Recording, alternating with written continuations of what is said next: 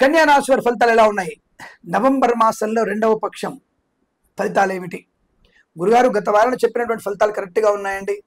మాకు మీరు చెప్పినటువంటి కలిగింది, నాకు ఉద్యోగం వచ్చిందండి. కొంతమందికి సంతానమైన విషయం, కొంతమంది వివాహ యోగ్యత పొందుకున్నట్టుగా తెలుస్తుంటుంది. అందరూ కామెంట్ చెప్పినా కొంతమంది కామెంట్ చేస్తుంటారు కదా.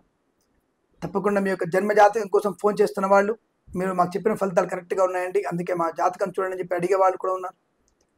అంటే నేను 100% అందరికీ కరెక్ట్ చెప్తున్నానని చెప్పట్లా. ఇది గోచార ఫలితాలు.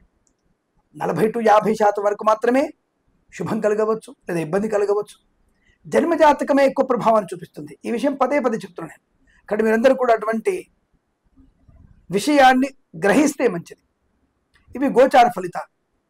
శుక్రుడు ఈ వారంలో ఉంటాడు, కుజుడు మధ్య వరకే ఉంటాడు, కుజుడు 18 వరకు ఉంటాడు, తర్వాత తులలోకి రవి వస్తుంటాడు, రవి నుంచి శుక్రుడిలోకి, రవి తులలోంచి వృశ్చికంలోకి మారుతుంటాడు. ఇలా గ్రహ మార్పుల వల్ల ఆ పక్ష ఫలితంలో అంతకుముందున్నటువంటి పక్ష ఫలితాలకు ఈ పక్ష ఫలితాలు